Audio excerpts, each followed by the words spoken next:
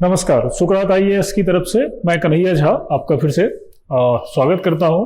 और ये वीडियो भी खंड शिक्षा पदाधिकारी के मुख्य परीक्षा पर केंद्रित होगा। और पिछले वीडियो में मैंने खंड शिक्षा पदाधिकारी का सिलेबस और जो क्वेश्चन आ रहे थे उसकी चर्चा की थी। इस वीडियो में उससे आगे चलेंगे और आपको ये बताने का मैं प्रयास करूंगा कि क्वेश्चन का आंसर कैसे लिखा जाए। ठीक, how to right a good answer.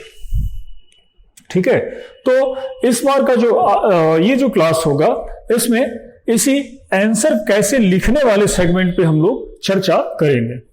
ठीक है, इसमें जो कंफ्यूजन है सभी लोगों के दिमाग में कि भाई 100 शब्द के क्वेश्चन 125 शब्द के कैसे लिखें, क्या कंटेंट डालें क्या छोड़ें, 50 शब्द के कैसे लिखें, उसमें क्या कंटेंट डालें क्या छोड़ें, या 25 शब्द वाले में। तो देखो, इसको कंफ्यूज होने से काम नहीं चलेगा, या समझ के मतलब उदास होकर बैठ गए कि चलो अब आगे क्या होगा कुछ समझ में नहीं आ रहा, बल्कि एक रणनीति बनानी पड़ेगी। और जो हम लोग आज तक जो समझ पाए हैं, जो लोक सेवा आयोग का पैटर्न चेंज हुआ है उसमें ये उभर कर आ रहा है कि अब तरीका ये हो गया है कि जो पूछा जाए उसी को बताइए, इधर उधर की बातें मत करिए। इधर उधर की बात करेंगे एग्जामिनर जो है उसको भी पढ़ना अच्छा नहीं लगता है। मतलब इतने कम शब्दों में आपको भूमिका, पृष्ठभूमि, ये कथानक वगैरह या कुछ भी चीजों है फालतू की बातों से दूर रहना है। अगर वो कारण पूछा है तो कारण बताएंगे, परिणाम पूछा है तो परिणाम बताएंगे, बहुत ज्यादा तामझाम नहीं करना है। तीसरी बात, भाषा। तो देखो, भाषा लैंग्वेज, यहां पे आप अपनी बातों को जिन शब्दों के साथ प्रस्तुत कर दो वही सबसे अच्छी भाषा है। कोई जरूरी नहीं है कि बहुत स्टैंडर्ड भाषा जैसे भारत के संविधान में लिखा हुआ है परंतु किंतु ऐसे दें कि आपको खुद ना समझ में आए, तो वो भी नहीं काम करना है। तीसरा, प्रेजेंटेशन भी इंपॉर्टेंट होगा। आप क्वेश्चन को फ्लैट नहीं लिख सकते हैं, बहुत सारे क्वेश्चन हैं उस पर डायग्राम यूज होंगे। समय पर्याप्त है, ये बात यहां पे ध्यान रखिएगा। जो जीएस का क्वेश्चन दिया गया है उसमें आपको अन्य परीक्षाओं की तुलना में बहुत ज्यादा समय दिया गया है। कुल मिला के 3 घंटे में आपको 40 प्रश्न ही करने हैं, और ये कम क्वेश्चन होते हैं क्योंकि 25 नंबर वाले आप तुरंत कर लोगे। तो समय दिया गया है, सोच के बढ़िया से आंसर देना है और इस तरह से प्रस्तुत करना है कि काटने का नंबर जो है उसको एग्जामिनर के पास नहीं हो, कंटेंट बढ़ाते चलिएगा। अगला मैं बता रहा था प्रेजेंटेशन में ही डायग्राम वगैरह, तो डायग्राम आप रिलेवेंट डायग्राम यूज कर सकते हैं, फ्लो चार्ट बना सकते हैं। तो इनका प्रयोग आप अपने आंसर में जरूर करिए। डायग्राम, फ्लो चार्ट, प्रेजेंटेशन, बढ़िया सोच समझ के काम करना है ये सारा। अब आते हैं कैसे आंसर लिखने वाले सेगमेंट पे। ठीक है, और ये एक क्वेश्चन है जिसको आपको समझिए। जो मैंने पिछले वीडियो में क्वेश्चन दिया था, हमको भी ये लगा कि आपको आंसर बताना जरूरी है, नहीं तो कहेंगे कि नहीं कोचिंग में खाली क्वेश्चन बताए हैं आंसर तो बताए नहीं है, तो ये तो फिर से वही बात हो जाएगी। देखो, ये क्वेश्चन लिए, भारतीय मानसून की उत्पत्ति के कारणों पर चर्चा करें। Discuss the causes of origin of Indian monsoon. ये क्वेश्चन जो भूगोल का पाठ्यक्रम आप देख रहे थे, भूगोल वाला, इसी भूगोल वाले से ये जुड़ा हुआ है। जो जीएस का दूसरा टॉपिक था भारत का भूगोल, इसी भारत के भूगोल वाले सेक्शन में ये आपको दिखाई पड़ता है। जलवायु का सेक्शन है ये, और मानसून सबसे इंपॉर्टेंट टॉपिक है ये। जलवायु वाले पार्ट में आपको पढ़ना है। इसमें अब इसका उत्तर कैसे लिखें, ये मेरा मेन जो अभी डिस्कशन का पॉइंट। तो इसका उत्तर जो आपको लिखना है, देखिए सीधा सीधा लिख सकते हैं। शुरू करिए। मानसून में आपने बहुत सारी चीजें पढ़ी होंगी, जैसे मानसून जो है अरबी भाषा के मौसम शब्द से बना हुआ है। इसका मतलब होता है वायु का मौसमी उत्क्रमण, मतलब रिवर्सल ऑफ विंड। तो ऐसे जो चीजें हैं यहां लिखने का कोई स्कोप है ही नहीं, क्योंकि ये बात अगर लिखेंगे तो 125 शब्द फट से पूरा हो जाएगा खाली इंट्रोडक्शन में ही। कुल मिला के आप कारण पे चर्चा कर ही नहीं पाओगे, और कारण जो है यही इस क्वेश्चन का मेन थीम है। ठीक है, कारण ही इस क्वेश्चन का मेन थीम है। तो जब आपको कारण नहीं पता है या आप नहीं बता पा रहे हो तो आपको मार्क्स भी नहीं दिया जाएगा। कब मार्क्स मिलेंगे? हो सकता है जो 10 नंबर निर्धारित किया गया है, अगर आप सारी कहानियों में ही बता दें तो 2 से 3 नंबर देके एग्जामिनर जो है आपको आपका क्वेश्चन आगे बढ़ा देगा। तो ऐसा काम नहीं करना है, जो पूछा जाए उसी को बताएंगे। अब क्या बताएंगे ये देखिए आगे। सबसे पहले इसमें आपको स्टार्ट जैसे करना है तो एक मॉडल आंसर टाइप का है कि भारतीय मानसून कई कारकों का सम्मिलित परिणाम है। मतलब बहुत सारे फैक्टर हैं जो मानसून को प्रभावित करते हैं। क्योंकि उत्पत्ति पूछा है, अब कौन कौन से कारण हैं पॉइंट वाइज दिया गया है। जैसे सबसे पहला कहानी तो सूर्य का उत्तरायण, मतलब जब सूर्य, अब देखो ये पॉइंट क्या है कि आप मानसून जब पूरा डिटेल में पढ़ते हो, रट के नहीं समझते हो, तो अपने आप आपको जो है पॉइंट सारे मिलने लगते हैं। जैसे कहानी का शुरुआत सूर्य के उत्तरायण से ही होता है। सूर्य का उत्तरायण मतलब कि जो सूर्य है वो, अगर ये कहें सन है, तो सूर्य जो है ये 21 मार्च को विषुवत रेखा पर होता है और इसके बाद इसकी ये जो है वो उत्तर की तरफ मतलब कर्क रेखा की ओर बढ़ना शुरू करता है और 21 जून को ये कर्क रेखा के बिल्कुल ऊपर आ जाता है। अब जब सूर्य की सीधी किरणें कर्क रेखा के ऊपर, मतलब भारत के बारे में आपने पढ़ा कि भारत भी जो कर्क रेखा है वो 8 राज्यों से गुजरती है, तो पूरी तरह से जब जैसे ही सूर्य आएगा उस समय क्या होगा कि सन के कारण ये पूरा पार्ट धीरे धीरे गर्म होने लगेगा और जैसे ही कोई पार्ट गर्म होगा तो क्या होगा कि वहां पे हवाएं हल्की होकर ऊपर उठेंगी और जैसे ही ऊपर उठेंगी तो नीचे लो प्रेशर क्षेत्र बनेगा और वहां से चारों तरफ से हवाएं जो है उसको फिल करने के लिए आगे आने लगेंगी। तो सबसे पहला कारण क्या है?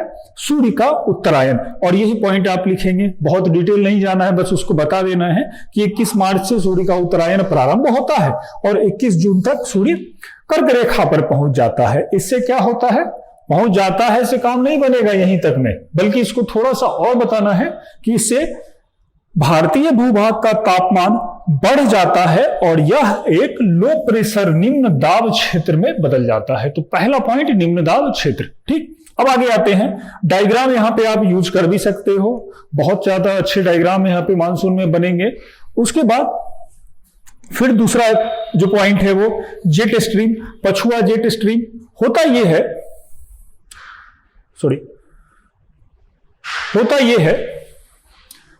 है कि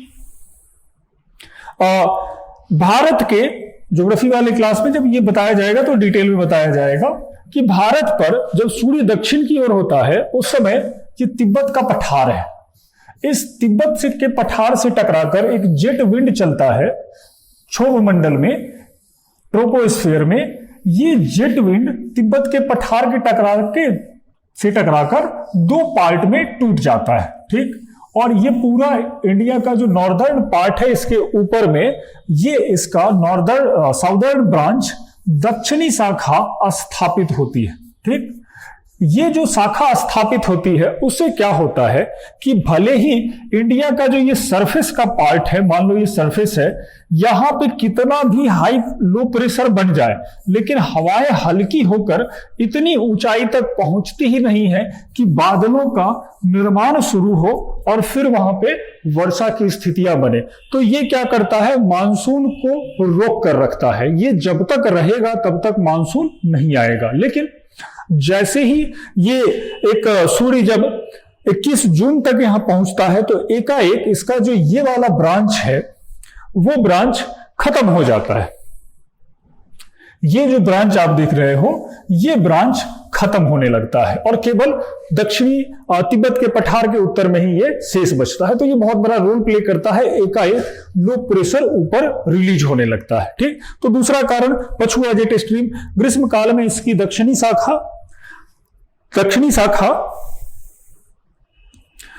शाखा भारतीय भूभाग पर होता है का अवसान हो जाता है। ठीक है, तो यही बात को एक लाइन में यहां पे रख दिया गया।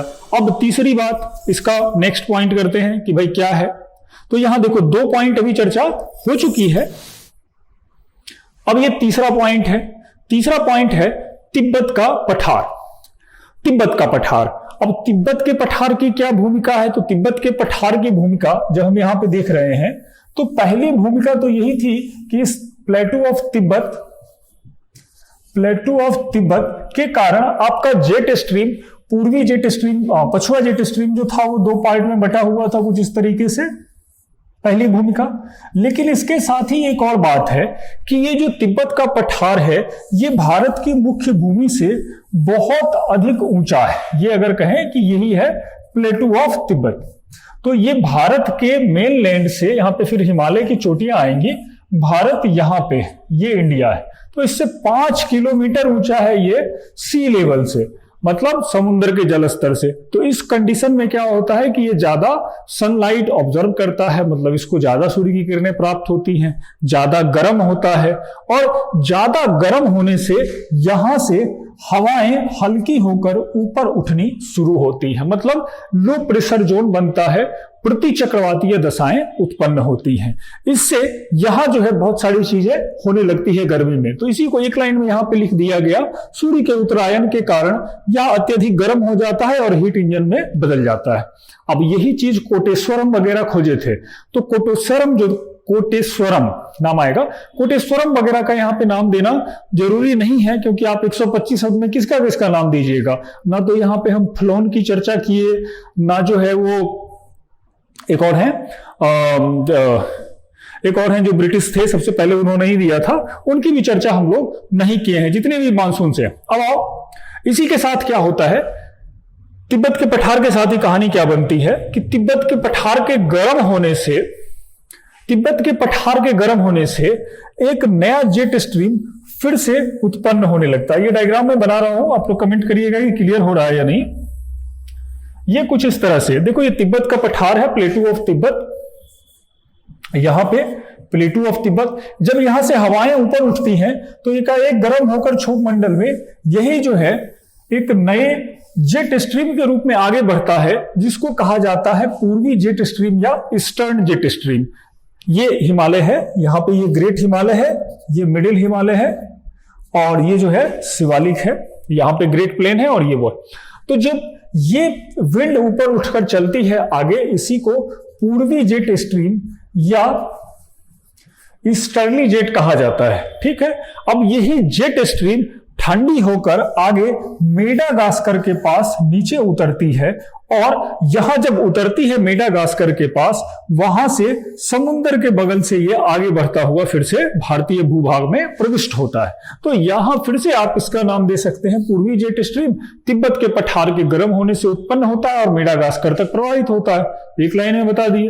अगला फैक्टर सोमाली जेट धारा, फिर से एक जेट आया, ये जेट नीचे चलता है, सोमालिया का जो तट है, फिर से डायग्राम बना दो समझ में आएगा कि जब ये आपका पूर्वी जेट स्ट्रीम से हवाएं जब नीचे उतरती हैं, तो नीचे उतरने के साथ ही ये हवाएं मेडागास्कर के बगल से एक जेट स्ट्रीम का रूप ले लेती हैं, और कुछ ऐसी स्थिति, ये अफ्रीका का ये एक डायग्राम बना रहा हूं, रफ डायग्राम है, कुछ इस तरह से अफ्रीका है, यहां पे आपका मेडागास्कर है, और यही क्षेत्र सोमालिया का है।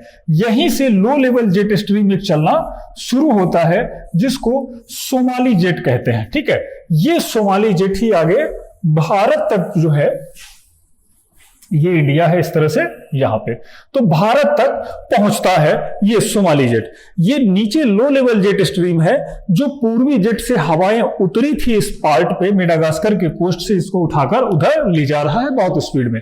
तो यहां आप इसकी भी भूमिका दे सकते हो। सोमाली जेट स्ट्रीम पूर्वी जेट स्ट्रीम के नीचे उतरने से उत्पन्न होता है, और महासागरीय आर्द्रता के साथ प्रायद्वीपीय भारत की ओर प्रवाहित होने लगता है। ठीक है, तो बाहर आर्द्रता के साथ का क्या मतलब हुआ कि मतलब जो बीच का ये इंडियन ओशियन का पार्ट है, यहां से ये नमी लेता हुआ आगे बढ़ता है। ठीक है, तो समझना पूरा है, लिखना बस छोटी सी बात को है। ठीक, आगे चलो, अगला कारण छठा, ITCZ। अब ITCZ जब आप अच्छे से पढ़ोगे ज्योग्राफी में, वायु दाब वगैरह, तो खुद ही समझ में आएगा कि ITCZ क्या होता है। जैसे पृथ्वी पर जो वायुदाब कटिबंध विकसित हुआ है, उसमें अगर हम देखते हैं तो 5 डिग्री नॉर्थ और 5 डिग्री साउथ का जो क्षेत्र है, यहां पे 5 डिग्री नॉर्थ और 5 डिग्री साउथ विषुवत रेखा के आसपास, ये जो क्षेत्र होता है, यहां जो क्षेत्र है इसको इंटरट्रॉपिक कन्वर्जेंस जोन या हिंदी में अंतरा उष्ण कटिबंधीय अभिसरण क्षेत्र कहते हैं। अंतरा उष्ण कटिबंधीय अभिसरण क्षेत्र, इतना बड़ा नाम कहीं नहीं लिखना होता है, कहीं हम हिंदी में भी इसको यूज करते हैं। ठीक है, इसको ऐसा इसलिए कहते हैं क्योंकि यहां पे ये दक्षिण पूर्वी व्यापारिक पवने ये दक्षिणी भाग में और उत्तर पूर्वी व्यापारिक पवने उत्तरी भाग से प्रवाहित होती हैं और मिलती हैं। यही है ITCZ। जब ग्रीष्म काल आता है तो ये ITCZ भारतीय भूभाग पर कुछ इस तरीके से कवर हो जाता है घूमकर, क्योंकि ये गर्मी के साथ में जैसे जैसे गर्मी बढ़ेगी स्थल भाग में तो इसमें जहां ज्यादा गर्म होगी उस तरफ खिसक जाएगा, क्योंकि ये वास्तव में क्या होता है, लो प्रेशर जोन होता है। ठीक, लो प्रेशर जोन होता है, तो जहां ज्यादा गर्मी होगी वहां ज्यादा लो प्रेशर बनेगा, तो इसका एक सीधा फिक्स पैटर्न नहीं होगा बल्कि गर्मी के हिसाब से ऊपर नीचे हो जाएगा। अब जब ये भारत पर इस तरीके से आता है तो देखो क्या होगा कि ITCZ सूर्य के उत्तरायण से यह भारतीय उपमहाद्वीप पर विस्थापित हो जाता है। ठीक, तो इस पॉइंट को आपको लिखना पड़ेगा, रिमार्केबल पॉइंट है। इसके बाद समझ में आया ITCZ। अब आगे चले, इसके बाद क्या होगा, व्यापारिक पवने, अगला फैक्टर। अब देखो व्यापारिक पवनों का जो पिछला स्लाइड था उसमें बताया कि व्यापारिक पवने ITCZ के दोनों तरफ चलती हैं, लेकिन वस्तु स्थिति अब यह बन रही है कि आपका ITCZ कुछ इस तरीके से, ITCZ जो है वो अब जो है कुछ इस तरीके से भारतीय भूभाग पर छा गया है। ठीक, यहां तक ITCZ, जहां पे इंडिया का एक हम पार्ट एज्यूम कर लेते हैं। ठीक, भारत के भूभाग पर आ गया है। अब क्या हो रहा है यहां पे कि जो व्यापारिक पवने हैं, इस तरफ की व्यापारिक पवने, ये हमको पता था कि ये ऐसे चल रही थी दक्षिण पूर्वी व्यापारिक पवने, और इस तरफ की पवने इस तरह से चल रही थी व्यापारिक पवने। होता यह है कि व्यापारिक पवने जो है वो हमेशा इसी इंटरट्रॉपिक कन्वर्जेंस जोन तक पहुंचने का प्रयास करती है, इसी लो प्रेशर जोन तक पहुंचने का प्रयास करती है, लेकिन इस बीच में इनको पार करना पड़ता है पृथ्वी का जो घूर्णन विषुवत रेखा है, जो कि बदलता नहीं है। ये 0 डिग्री घूमने वाली वस्तु का विषुवत रेखा है। दो तरह की विषुवत रेखा बनी, एक तापीय विषुवत रेखा और एक घूर्णन विषुवत रेखा। तो ये घूमने वाला जो विषुवत रेखा है 0 डिग्री, ये अपनी जगह पर बना ही रहता है।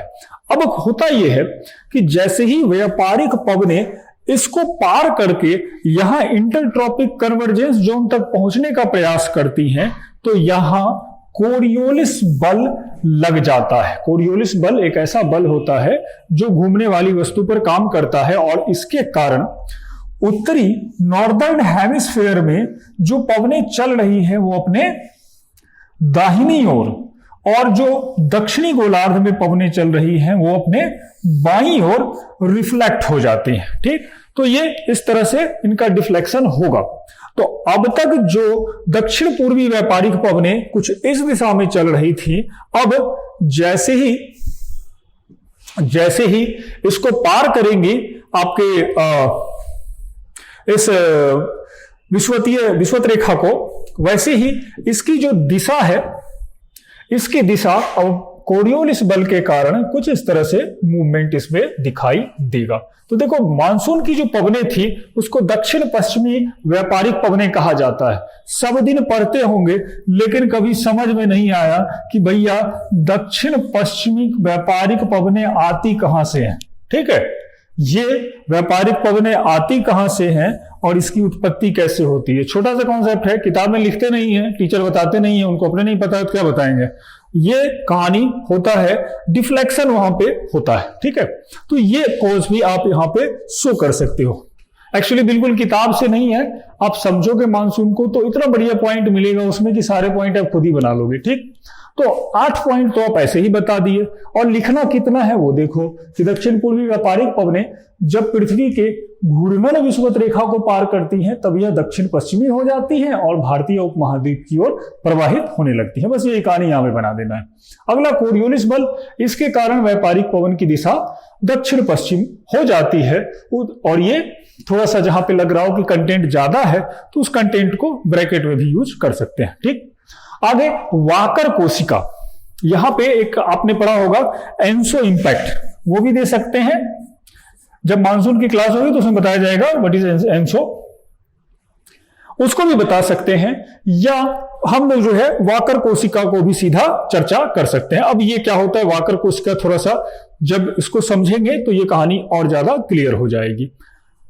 वाकर कोशिका वायु दाब का कहो तो एक तरह से एक सिल बनता है पृथ्वी पर, और ये सिल कुछ इस तरह से बनता है कि जैसे ये अफ्रीका है, ठीक, ये अरेबियन पेनिनसुला है, ये इंडिया है, और फिर यहां पे ये सारी चीजें दिखाई पड़ती हैं, और यहां पे सुमात्रा है, ठीक, ये ऑस्ट्रेलिया का पार्ट। वाकर कोशिका इंडियन ओशियन और जो पैसिफिक ओशियन है उसके बीच में देशांतरीय, देशांतर का मतलब ये हुआ, हम लोग बिल्कुल बेसिक, देखो पढ़ाने का डेमो का ये मतलब हुआ बेसिक समझ में आना चाहिए। बेसिक नहीं समझ में आएगा, छांछ देशांतर, तो फिर आगे क्या होगा। देशांतर, ये जो रेखा दोनों ध्रुवों को उधर से जोड़ती है उसको देशांतर रेखा कहा जाता है, जबकि अक्षांश रेखा ये वाली लाइन है। ठीक है, तो ये देशांतर रेखा पर बनने वाला एक सिल होता है जिसमें पवनें यहां से उठती हैं और यहां पे जाके इनका डाउनवर्ड मूवमेंट दिखाई पड़ता है। तो ये वाकर कोशिका इसी अक्षांश पर निकलती है। वाकर कोशिका जब कमजोर होता है, मतलब यहां ऑस्ट्रेलिया के तट से उठने वाली यह कोशिका अगर मेडागास्कर तक उतरती है तो इसको कहा जाता है कि ये बहुत मजबूत है, लेकिन अगर ये पवन ऊपर से उठी और भारतीय भूभाग पे ही इसका सबडक्शन हो गया, ये कहा जाएगा कमजोर है। ठीक है, तो ऐसी स्थिति जो होती है उसमें वाकर कोशिका कमजोर होती है, और जब वाकर कोशिका कमजोर होगी तो मानसून खराब हो जाएगा, और जब वाकर कोशिका मजबूत होगी तो मानसून बड़ा स्ट्रॉन्ग होगा, सोमाली जेट में और विंड आ जाएगा, आपका दक्षिण पश्चिमी व्यापारिक पवनें भी मजबूती के साथ आगे बढ़ती हैं। ठीक है, तो ये होता है। वाकर कोशिका के साथ ही एक अगला जो है फैक्ट जुड़ा हुआ है वो है एल नीनो। आप बता सकते हो, एल नीनो के बारे में भी चर्चा कर सकते हो। एल नीनो जो है पूर्वी प्रशांत महासागर, ये कुछ ऐसे हम बनाएं अगर यहां से, तो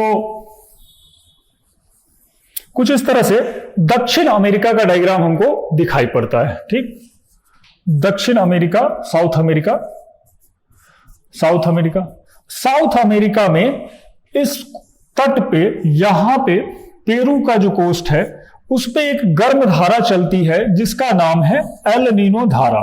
ठीक, एल नीनो धारा जब भी चलती है इससे क्या होता है कि पूरे प्रशांत महासागर का जो वायु का चक्र है वो पलट जाता है, और जो वाकर कोशिका जिसमें मेन विंड यहां से ऊपर उठ रहा था, ये सेल जो है ऊपर उठने का क्रम बदल जाता है। खासकर जो इसका दक्षिणी ब्रांच है इसमें नॉर्मल कंडीशन में कुछ इस तरह से विंड का सर्कुलेशन होता है। ठीक, लेकिन जैसे ही एल नीनो आई तो ये सर्कुलेशन पलट जाता है, जिसको दूसरे कलर से दे देते हैं,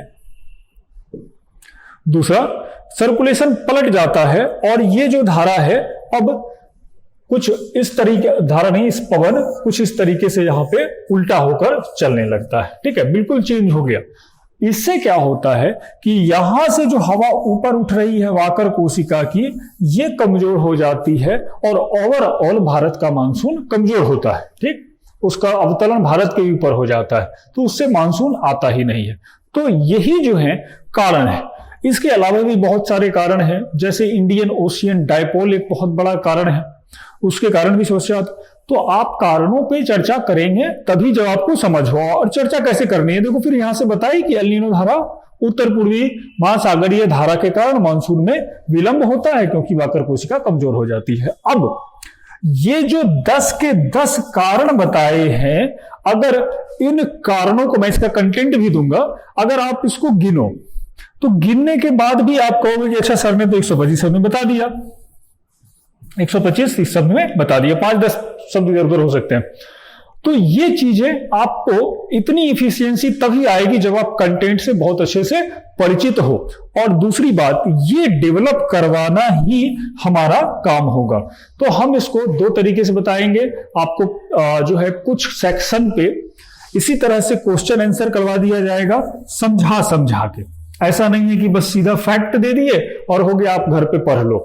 जो जिस तरह से अभी हर एक पॉइंट को डिस्कस किया गया है, इसमें अलग अलग जो हिस्ट्री के टीचर आएंगे वो एक्सपर्ट हैं, अपने हिस्ट्री में बता देंगे, ज्योग्राफी का मैं बताऊंगा, जो एग्रीकल्चर है वो मैं देखूंगा, बाकी सहयोग सर हैं वो आपको हिंदी वगैरह सेक्शन बताएंगे। ठीक है, तो ये बड़ा क्वेश्चन हो गया। अब लघु उत्तरीय और अति लघु उत्तरीय प्रश्न को भी एक क्वेश्चन है, ये है लघु उत्तरीय प्रश्न। इसका आंसर आपको देना था 50 शब्द वाला, 50 शब्द। ठीक, कि 50 शब्द में अब कैसे आंसर दे पाएंगे। यहां देखो पूछा भारतीय कृषि की प्रमुख समस्याएं, जो एग्रीकल्चर है। अब यहां किताब तो रहेगा ही, बिना पढ़े तो काम चलना नहीं है, लेकिन आसपास की चीजों को देखिए। बहुत से लोग ग्रामीण पृष्ठभूमि से संदर्भित हैं, हम लोग ऐसा नहीं है कि पता चला एकदम अभिषेक बच्चन टाइप हैं, जीवन भर रहे हैं वही जलसा और जो उनका घर है उसी में, बल्कि गांव देहात घूमे हैं, सबको पता है कहाँ एग्रीकल्चर है, कैसे होता है।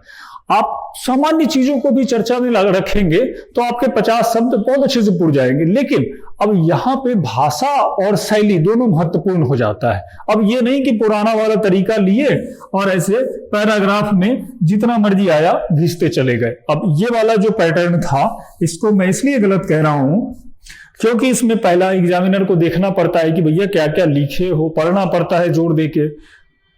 आपकी हैंडराइटिंग अगर अच्छी नहीं है तो कई बार तो वो पढ़ेगा ही नहीं, क्लियरिटी नहीं होती है। ठीक है, तो हमेशा इस शैली से बचना है और आना है सीधा सीधा पॉइंट वाइज पे। क्या लिखना है, अब देखो इसका भारतीय कृषि की एक लाइन में दे रही है कि भारतीय कृषि की प्रमुख समस्याएं निम्नलिखित हैं। अगर आपको लग रहा है कि हम ये भी नहीं देंगे तो आप नहीं दे सकते हो।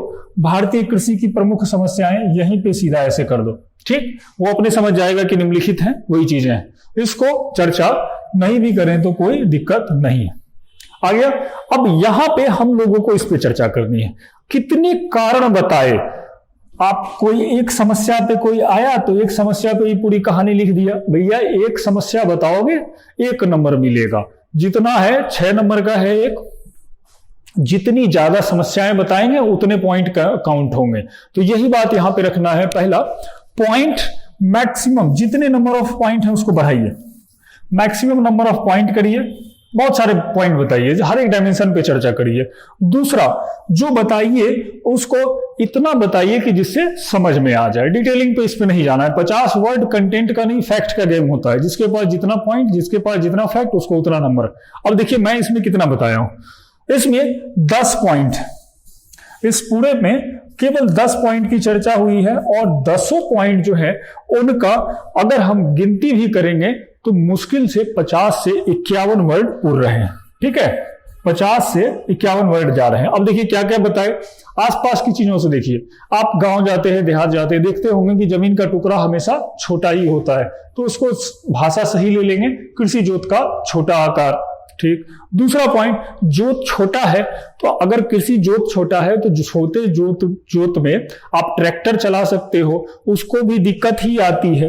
दिक्कत कैसे आएगी ट्रैक्टर चलाने में, अगर जोत का आकार छोटा है। देखिए अगर एक छोटे जोत की बात करें और एक बड़े जोत की बात करें, ठीक, तो जो बड़ा जोत होता है यहां ट्रैक्टर अगर चलाता है तो बैक करके इस कोने वाले पार्ट में भी वो जो टिलिंग है, जो जुताई है वो कर लेगा।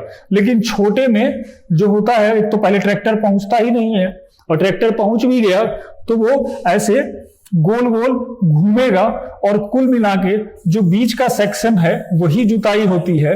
ये कॉर्नर का जो सेक्शन है वहां पे खेत पे जुताई होती ही नहीं है। ठीक है, तो छोटा जोत भारी मशीन के प्रयोग में बाधा आती है।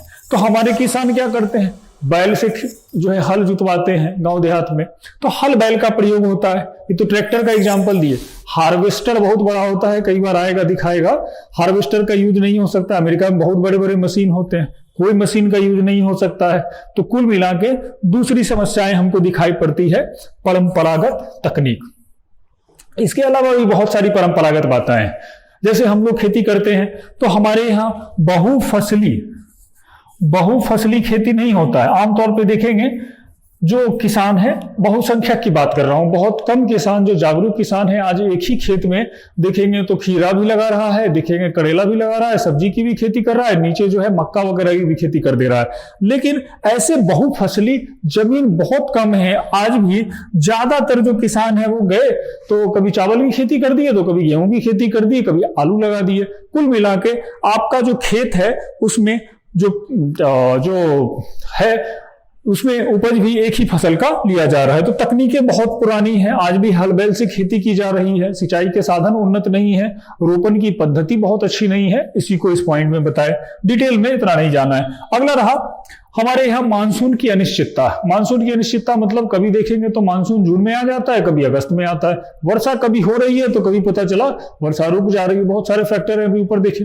लेकिन इस मानसून की अनिश्चितता के साथ भारत में क्या हुआ है, भारत में अगर वर्षा का पैटर्न देखेंगे तो लगभग 80% वर्षा केवल मानसून से होती है। और 80% वर्षा मानसून से होती है मतलब कि साल में जो वर्षा है वो केवल 3 महीने प्राप्त होती है। अगर हम इसको ऐसे कहें तो 12 महीने में 3 महीने वर्षा होती है। मतलब आपको हमेशा जो है खरीफ की फसल है, रबी और खरीफ 2 फसल होता है, तो जो खरीफ की फसल है चावल वगैरह उसमें आपको वर्षा मिल जाती है। लेकिन रबी की फसल जो है जिसमें गेहूं वगैरह होता है, इस फसल को कभी भी वर्षा मिलता ही नहीं है। थोड़ा बहुत वर्षा दक्षिण वो जो पश्चिमी विक्षोभ आता है उससे मिल रहा है। तो मानसून एक तो 80% वर्षा केवल मानसून में होता है। दूसरा इसमें भी बड़ा अनसर्टेनिटी है कि कभी वर्षा होगा, कभी नहीं होगा, कभी डिले होगा। तीसरी बात यह आई कि अगर मानसून होता है, वर्षा होती है, तो इसके संरक्षण पानी के कुछ संरक्षित करने के कुछ उपाय होते कि सालों भर यूज कर लेते। तो पहले ऐसे उपाय थे, पहले हम लोग तालाब पोखर वगैरह बना के रखते थे, पानी कंजर्व होता था, उसी से पूरे साल खेती होती थी। लेकिन अब धीरे धीरे वो चीजें बंद हो रही है, कम हो गई हैं। अब सारा जो है पानी नदियों से बह जा रहा है, ग्राउंड वाटर का फिलिंग नहीं हो रहा है और उसको पंपिंग सेट लगा के पानी खींचा जा रहा है। तो मानसून की अनिश्चितता से समस्या थी ही, लेकिन साथ में सिंचाई के भी सीमित साधन ही हमारे पास दिखाई पड़ते हैं। भारत की आज भी जो विडंबना है वो देखो कि लगभग भारत का 70% एग्रीकल्चर लैंड जो है वो मानसून से सिंचित है। वहां पे कोई आर्टिफिशियल सोर्स ऑफ इरिगेशन नहीं दिखाई पड़ता है। तो ये बड़ी समस्या है। ऐसे क्षेत्र में पूरा महाराष्ट्र का, कर्नाटक का पूरा क्षेत्र आ जाता है, तेलंगाना का क्षेत्र आ जाता है, और गुजरात का जो काठियावाड़ सौराष्ट्र वगैरह का रेंज है वहां भी अभी सरदार सरोवर पहुंचा है। राजस्थान वाले में भी कुछ ऐसे ही पार्ट, तो वहां बहुत ज्यादा सर्विस नहीं है, इरिगेशन फैसिलिटी नहीं है। अगला है जीवन निर्वाह कृषि। ये क्या होता है? जीवन निर्वाह कृषि का मतलब यह हुआ कि आज भी हमारे किसान उतना ही उपजाते हैं जितने से अपने पेट भर जाए। बेचने के मोटिवेशन से व्यावसायिक कृषि हमारे यहाँ नहीं होती है। अगर कहीं किसी की जमीन से मान लो कि 100 किलो गेहूं आ रहा है तो वो 100 किलो गेहूं में ही 5 लोगों का परिवार पूरे साल चला लेगा, बात खत्म है। वो ये नहीं चाहेगा कि छोटे वाली वैरायटी से और अधिक गेहूं उत्पन्न होंगे, उनको लगाएं और ज्यादा मुनाफा कमाएं। मतलब व्यावसायिक, यहाँ पे जो आपका व्यावसायिक कृषि है वो नहीं दिखाई पड़ती है। ठीक है, 5 कारण हो गए। आइए 5 कारण और देखते हैं। परंपरागत बीजों का प्रयोग। परंपरागत बीज आज भी देखिए किसान जो है वो संरक्षित करता है, एक साल बीज, अगले साल फिर इसे यूज करता है। कोई जो जीएम सीड्स वगैरह कहते हैं, जेनेटिकली मॉडिफाइड सीड, तो कपास का एक छोड़ दें तो बाकी किसानों में ये स्थिति दिखाई। छोटे किसान हैं तो उनके पास जितना इनकम होगा उतना ही उसमें एक्सपेंडिचर कर सकते हैं। यहां पे भी हमारे किसानों के पास इतना पैसा नहीं रहता है कि वो बहुत ज्यादा उस पर काम कर पाए। अगला, काम कर भी लेते लेकिन उनको लोन वोन मिलता नहीं है, सेठ साहूकार से जाते हैं, उधार पैसा करते हैं, कुल मिला के बैंक के पास जाते हैं, बैंक कहता है भैया आपके पास कुछ गारंटर है, कुछ मोर्टेज कर सकते हो, जमीन वमीन दे सकते हो, तो जमीन का तो पेपर ही नहीं बनता है। पहली बात तो यही है। तो ये सारी समस्याएं हैं। वो बेचारे भारी मशीन नहीं खरीद सकते हैं, वो जो है उन्नत बीज नहीं खरीद सकते हैं, वो जो है उर्वरकों का प्रयोग कम कर पाते हैं। ठीक। दूसरा, कृषि विपणन प्रणाली, मतलब एग्रीकल्चर का जो मार्केटिंग होता है, ये भी बड़ा अजीब सा है। हमारे यहाँ एपीएमसी एक्ट लगा हुआ है, एपीएमसी एक्ट लगा हुआ है। अब एपीएमसी एक्ट ने कहा कि मान लो कोई किसान, अगर ये एक जिला हो, इसको हम मान लेते हैं कि ये गोरखपुर जिला है, ठीक है, गोरखपुर जिला। तो अब गोरखपुर का जो किसान होगा वो यहीं का जो एपीएमसी है, जो मंडी है, सरकारी मंडी, उसी में अनाज बेचेगा। वो लखनऊ के इस एपीएमसी में नहीं बेच सकता है, जबकि लखनऊ में ज्यादा रेट मिलता। तो संस्थागत में ये एक बाउंडेशन था, फार्मर्स अलग अलग जगहों पे अपने प्रोडक्ट को सेल नहीं कर सकता है, बहुत बड़ी समस्या थी।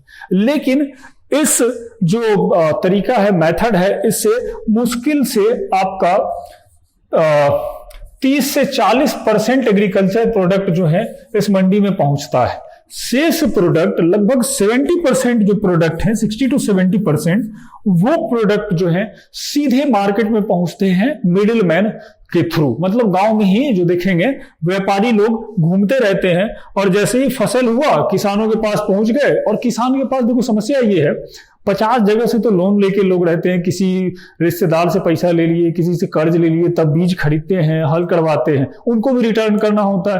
तो फसल बेचते ही होते ही वो चाहते हैं कि जल्दी से जल्दी हमारा पैसा निकल जाए, तो वो भी जो दाम देने को तैयार व्यवसायिक हो जाता है उसी पे बेच लिए। तो कुल मिला के किसानों को भी जल्दबाजी हो गई, व्यापारी इसमें फायदा उठा लेते हैं। ठीक। तो अब जो सारा है वो 70% अनौपचारिक, इनफॉर्मल वे में खरीदा जाता है।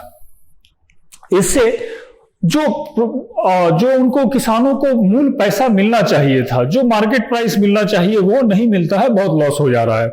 तो ये भी चीजें हैं। अगला, निम्न स्तरीय अवसंरचना, मतलब जो इंफ्रास्ट्रक्चर है। आज देखो इंफ्रास्ट्रक्चर की बात करते हैं तो मेन इंफ्रास्ट्रक्चर के पॉइंट और भी क्लियर कर सकते हैं। परिवहन और भंडारण, जो हमारे यहाँ रोड ट्रांसपोर्टेशन है, बहुत अच्छा रोड दिख रहा है सबको, लेकिन आज की भी हमारे यहाँ जो ट्रक्स हैं, तो ट्रक्स का जो अगर लिमिटेशन हम बात करें, कोई भी ट्रक आपको दिखाई नहीं पड़ेगा जिसमें फ्रीजर लगा हो। मतलब अगर सब्जियों को मान लो कि गोरखपुर से ही लखनऊ लेके आना है, तो यहाँ पहुंचने में जो भी टाइम लगता है वो संरक्षित रहे, उसकी क्वालिटी बनी रहे। ये तभी होगा जब उसको आप फ्रीजर में रखते हो।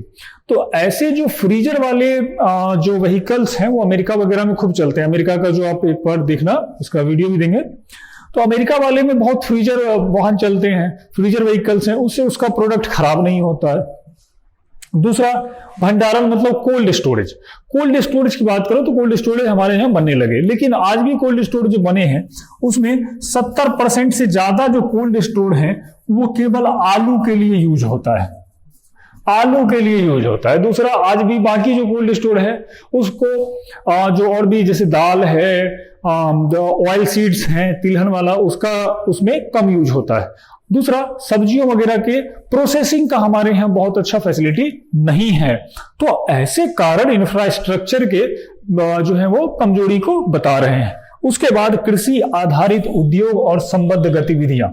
मान लो कृषि आधारित उद्योग, जैसे चीनी उद्योग की बात करें, बहुत अच्छा इंडस्ट्री है, कपास से बात करते हैं, तो ऐसे जूट इंडस्ट्री की बात थी।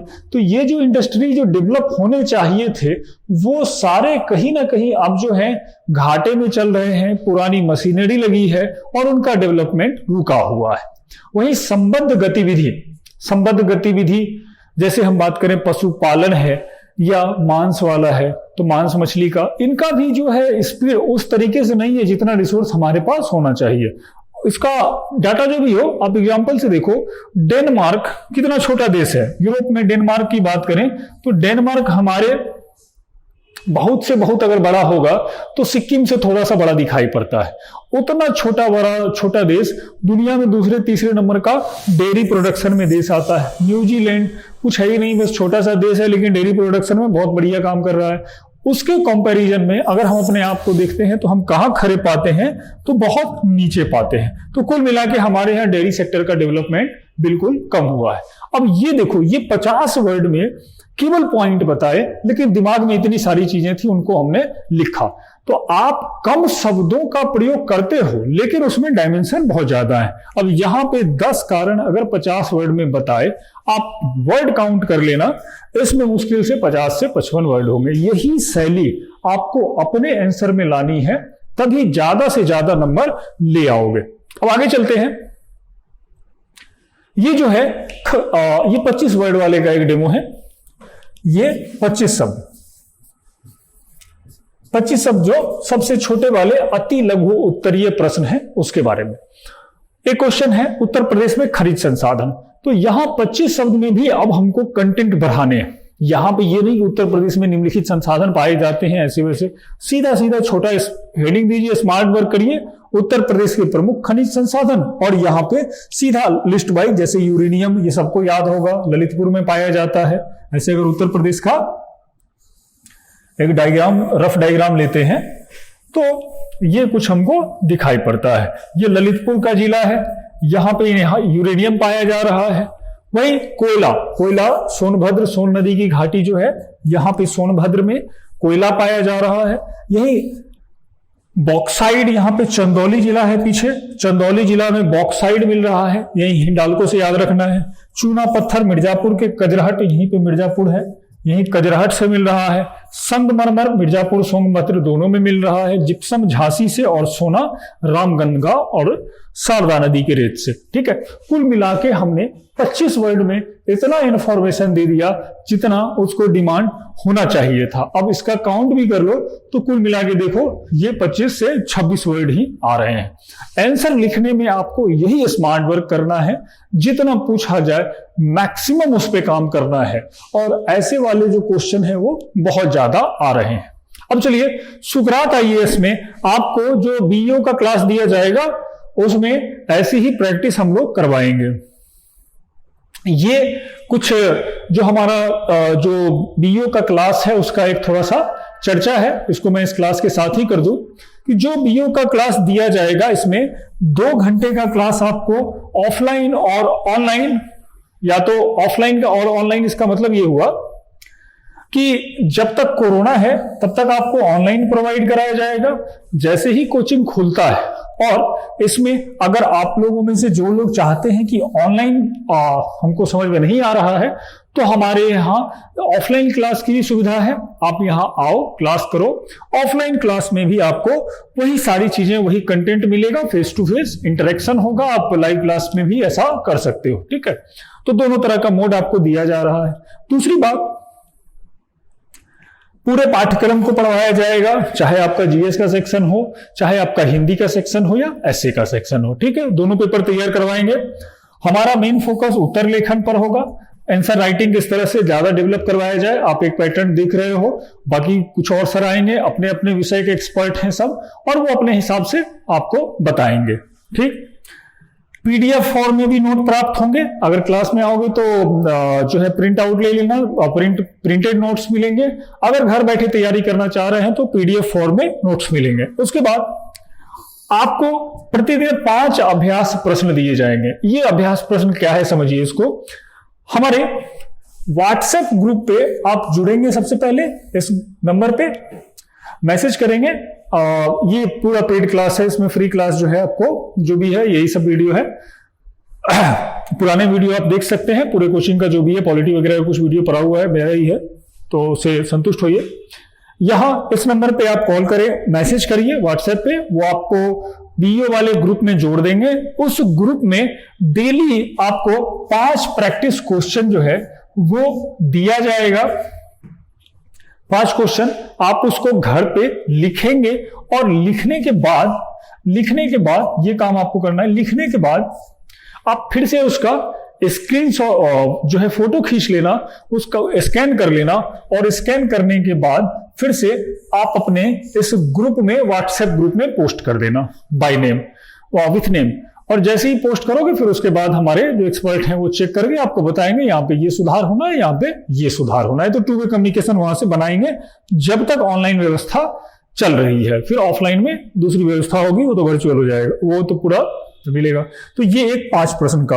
दूसरा, शिक्षक, हमारे यहाँ जो भी टीचर आएंगे आपको खुद पहले से यूपीपीसीएस हो, आईएएस हो, सबका प्रीलिम्स मेंस इंटरव्यू दिए हुए हैं। कोई भी आपको ऐसे नहीं मिलेगा जो किसी दूसरा टीजीटी का क्लास करवा रहा है या पीजीटी का या एसएससी का टीचर हो। सब सिविल के एक्सपर्ट हैं, सिविल का बहुत अच्छा अनुभव है सबके पास। कई सारे लोग जो हैं वो अभी सिलेक्टेड भी हैं, वो भी हो सकता है कुछ क्लास दें। तो हमारे यहाँ के जो टीचर्स का ग्रुप है सिविल के लिए डेडिकेटेड ग्रुप है यहाँ पे। और हाँ, बहुत सारे ऐसे भी लोग हैं जो सिविल सर्विसेज में पढ़ाते हैं, अनुभव नहीं है, सिविल अपने कभी मेंस नहीं दिए हैं, तो उनकी स्थिति तो अलग ही है। खैर आगे, अगर कोई समस्या होती है तो उसके बाद इस वीडियो के साथ अगर कोई समस्या होती है तो आप, ये हमारा इंक्वायरी का नंबर है, इस पे कॉल करिए और इस पे पूरी डिटेल में और जानकारी मिल सकती है। जहां तक फीस की बात रही तो इसका जो फीस है आपका वो 9,000, क्या नहीं आ रहा होगा, क्लियर हो रहा होगा, बता दे। जो फीस है वो 9,999 रुपए रखा गया है। फीस इसका 9,999 रुपए रखा गया है। आप फीस पे करोगे तभी क्लास ये चलेगी। इसमें फीस में प्लस जीएसटी है, ये प्लस जीएसटी है। इसमें आपको क्या है कि फीस के साथ जीएसटी अलग से 18% जीएसटी है, तो जोड़ लेना, बहुत ज्यादा नहीं पड़ेगा। उसके साथ इसमें आपको फैसिलिटी ये रहेगी कि आप फीस को इंस्टॉलमेंट में, मतलब टुकड़ों टुकड़ों में भी दे सकते हैं, इंस्टॉलमेंट पे भी पे कर सकते हैं, तो उसके लिए कोई दिक्कत नहीं है। लेकिन फीस यही होगा, निगोशिएबल इसमें नहीं है, आपको इतना ही करना है। आगे और भी चीजों से जुड़ने के लिए हमारा जो और प्रोग्राम चल रहा है, आप सुकरात के फेसबुक पेज पर जा सकते हैं। वहां पे जो ग्रुप है हमारा, जो पेज है उसको भी देख सकते हैं। यूट्यूब पे हमारा सुकरात आईएएस के नाम से पूरा एक चैनल चलता है, इस पे आप अपने जो भी है सेटिस्फेक्शन के लिए पूरा वीडियो देख सकते हैं। बाकी एक और चीज है कि इसमें अब जो है हम लोग जो क्लासेस प्रोवाइड कराएंगे वो यूट्यूब पे क्लास नहीं होगा, बल्कि जो मेन कोर्स का क्लास प्रोवाइड कराएंगे वो प्रोवाइड कराएंगे आपको एक एप्स के थ्रू। जैसे आप मोबाइल ऐप यूज करते हो, जैसे यूट्यूब का ऐप है, उसी तरह से हमारा भी एक छोटा सा ऐप है, और ये ऐप आप गूगल प्ले स्टोर से डाउनलोड करोगे। अब आते हैं कि इसको कैसे डाउनलोड करें और कैसे ये क्लास चलेगा। तो सबसे पहले आपको सुकरात आईएएस टाइप करना है गूगल प्ले स्टोर पे। यहां ध्यान रखिएगा कि सुकरात आईएएस कैपिटल में लिखा हुआ है और एजुकेशन निक मीडिया यहां पे इसका नाम लिखा हुआ है। एक और सुकरात आईएएस का ऐप है, वो उस पे सुकरात छोटे में लिखा हुआ है, स्मॉल लेटर में, ऐसे वाले में। तो ये वाला ऐप नकली वाला ऐप है, पता नहीं किसने बना दिया है, वो गलत ऐप है। आप इसको डाउनलोड करेंगे। इस ऐप का डिस्क्रिप्शन जो है, जो इंफॉर्मेशन है वो वीडियो के डिस्क्रिप्शन में नीचे हम लोग दे देंगे, आप वहीं से लिंक से डाउनलोड कर लेना। ठीक, इसी ऐप पे जैसे ये वीडियो सब लगा हुआ है, पुराने वीडियो सब हैं, ये सब फ्री वीडियो हैं। आप इस पे जब ऐप को डाउनलोड करोगे तो अपने आप देखोगे बहुत सारे वीडियो हैं, किसी को भी चला के देख सकते हैं। ठीक है, तो यहाँ वीडियो भी इसी तरह से चलेंगे। जैसे ही आप क्लास में आओगे, क्लास में लिस्टेड होते हो, तो इसी ऐप के थ्रू आपका लाइव क्लासेस चलेगा। ठीक है, तो इसको देखिए, समझिए।